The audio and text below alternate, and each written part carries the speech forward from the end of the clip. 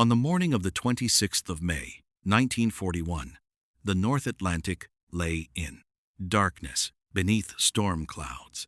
Wind gusted at 50 miles per hour. Waves climbed 40 feet high, then crashed down again. And somewhere in that black, heaving water, a slow, fabric-covered biplane launched from the carrier HMS Ark Royal into the gale.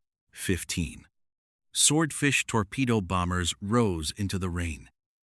Nobody watching that launch thought this aircraft would change the war. It looked like something from the First World War. It was. End quote. Painted canvas and wood and struts. Its wings were covered in fabric. The pilot satin. Open cockpits where the wind howled around them. Button the next hours.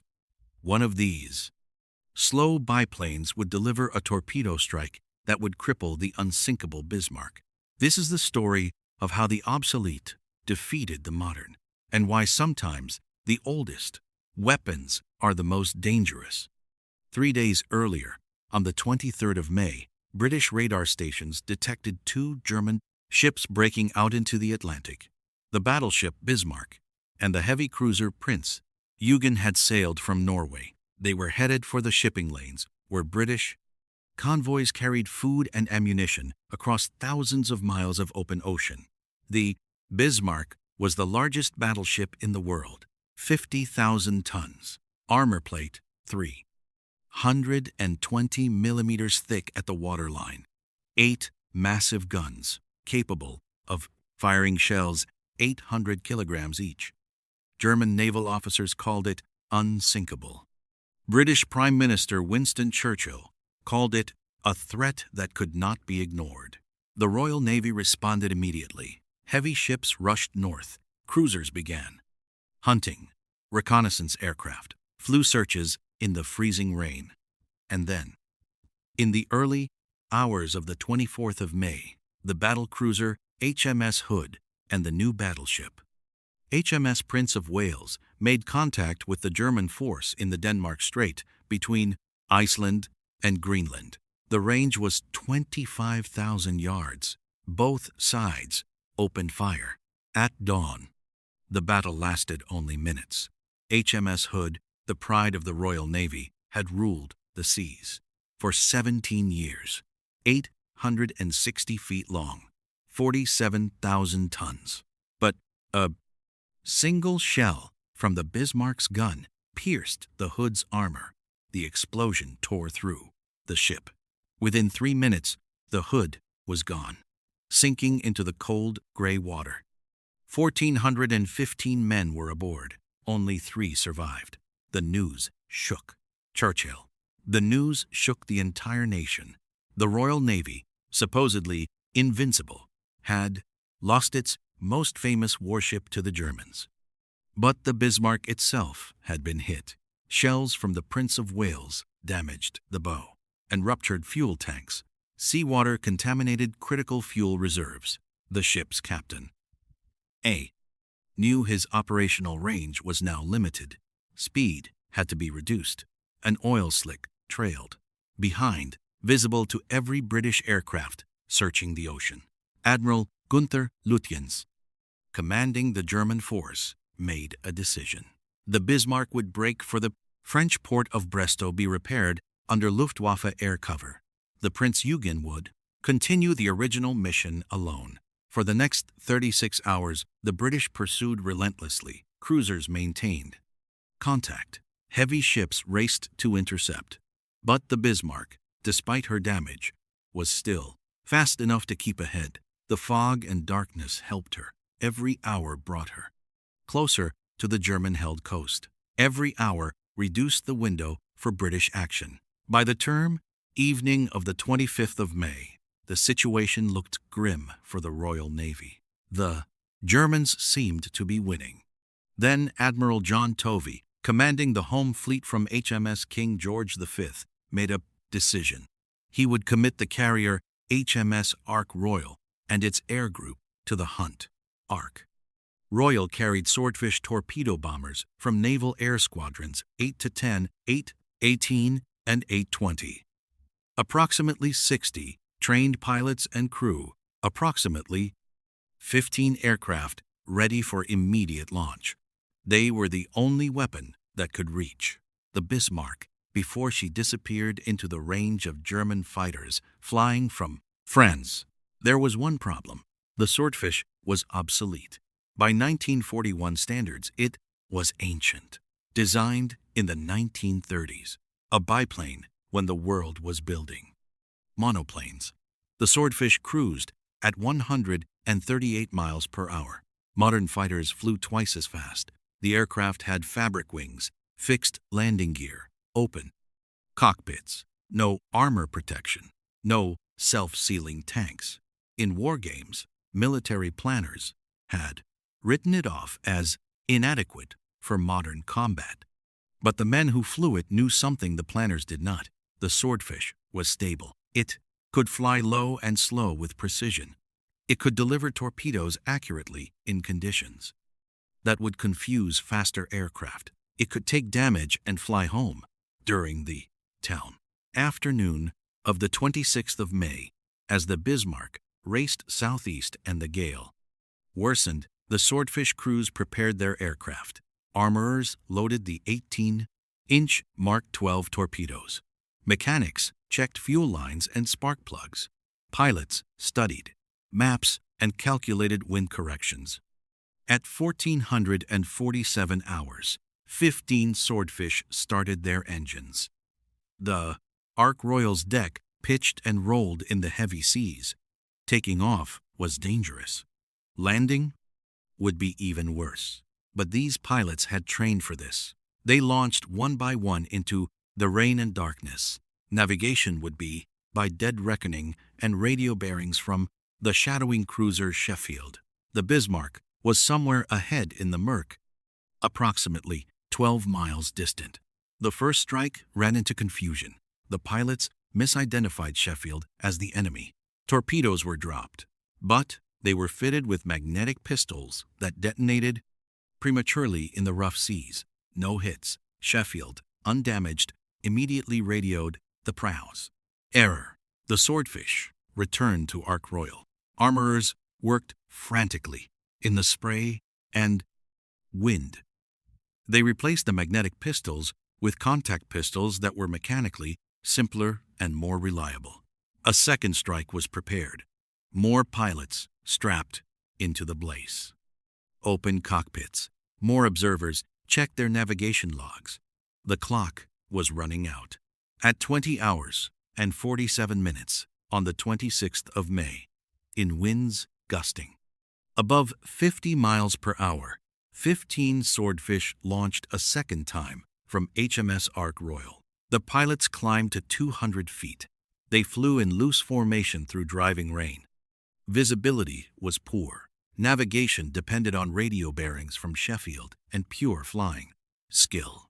Every pilot carried a 1,900-pound torpedo, armed with one more chance at victory. As they approached the target, alarms sounded aboard the Bismarck. Lookouts spotted. Aircraft, gun crews rushed to their stations. The German fire control directors began tracking the slow-moving targets. But here was the fatal flaw in German defensive planning. The fire control systems were optimized for fast aircraft. The targeting predictors and proximity fuses were calibrated for targets traveling at 150 miles per hour or more at altitudes above 1,000 feet. These biplanes were flying at 100 miles per hour or less, sometimes lower, skimming the wave tops. The Swordfish descended to 50 feet. The pilots could see the spray off the waves. They could feel the ocean wind batter their aircraft. Tracers laced the sky above them. German shells burst in proximity fuse patterns, but the calculations were wrong. The shells passed over. They passed below. The biplanes were too slow. The targeting system could not compute the solution quickly enough. The Swordfish pilots held their courses. They held their altitudes. At the precise moment, they released their torpedoes and banked away. toward the rain. One torpedo hit. It struck the Bismarck near the stern, just aft of the armored citadel. The explosion was violent. Water rushed into the steering gear compartments. The damage? Control parties fought to pump out the flooding. But the torpedo had done more than flood. The compartments. It had jammed the steering gear. The rudders were locked at approximately 15 degrees to port. Admiral Lutyens immediately understood the implications. The Bismarck could no longer maneuver freely. She was locked into a slow turning circle to port. Her speed was reduced.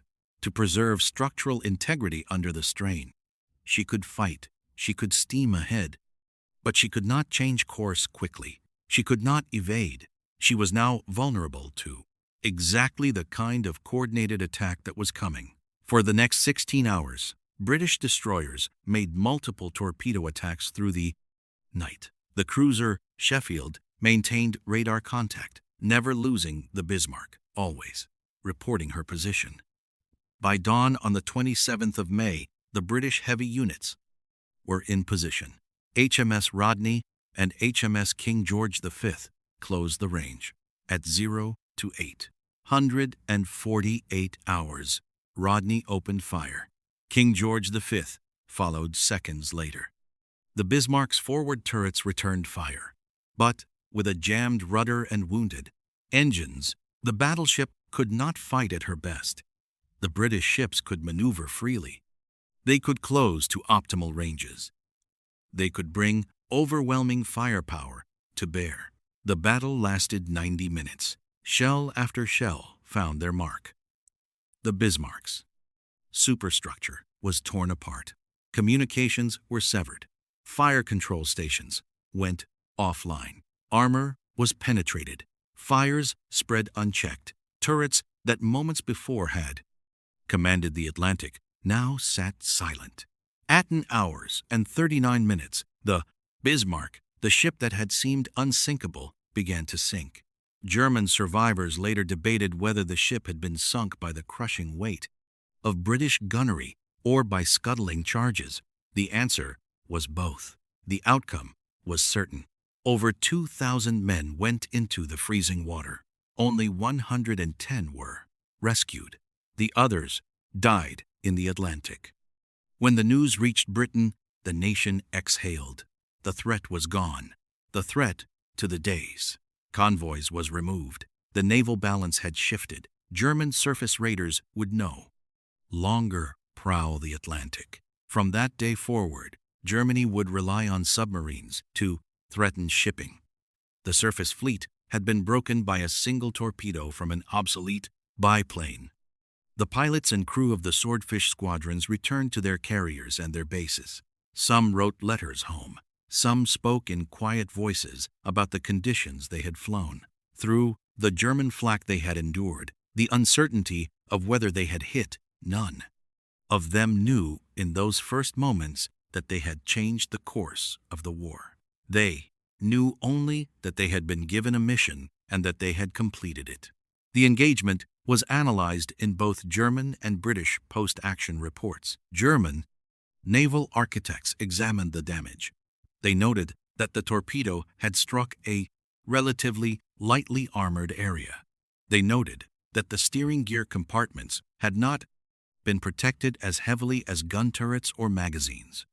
They noted that a single critical system, if disabled, could render an entire capital ship ineffective. This lesson influenced warship design for decades to come. British planners noted something else entirely. They noted that the slow, steady, obsolete Swordfish had succeeded where faster aircraft might have failed. The low-altitude attack had defeated the fire control systems designed for modern combat. The biplanes' structural strength had allowed pilots to absorb damage and press home their attacks.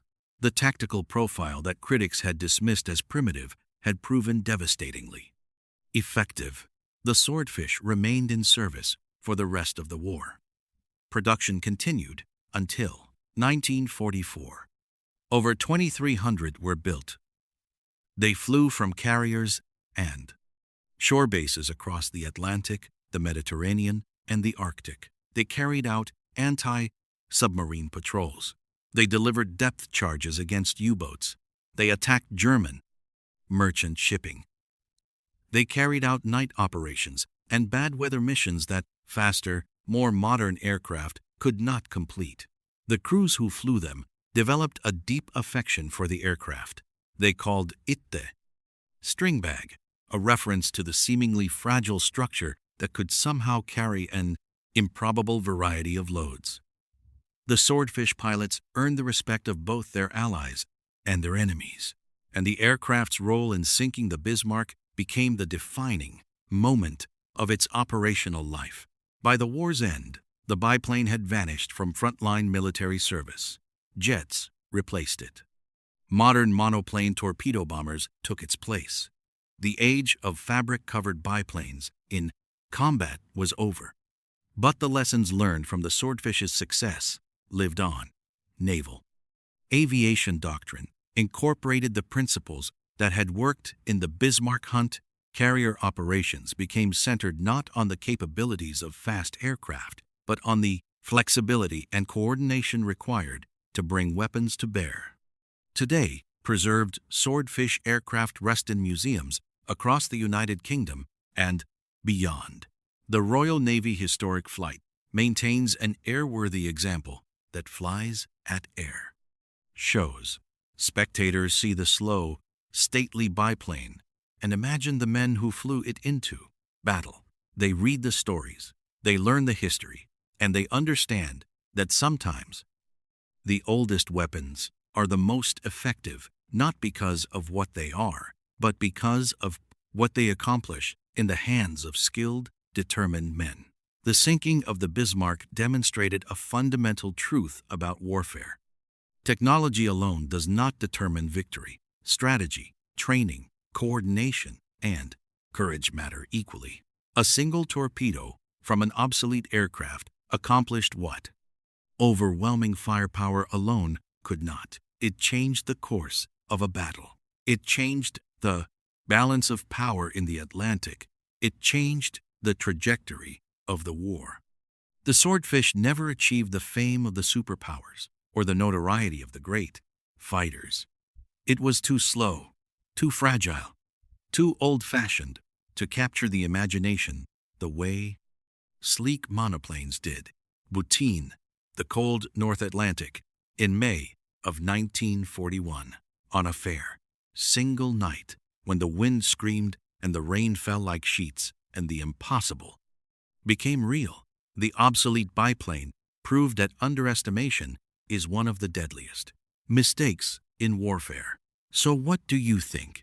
Was the Swordfish triumph pure luck, or was it the outcome of meticulous planning and skilled execution? Leave your thoughts in the comments. Like this video so more people see how courage and training matter more than speed and steel. And subscribe so you don't miss the next episode when we explore the German warships that hunted across the Atlantic and the British destroyers that chased them to their doom. Thanks for watching.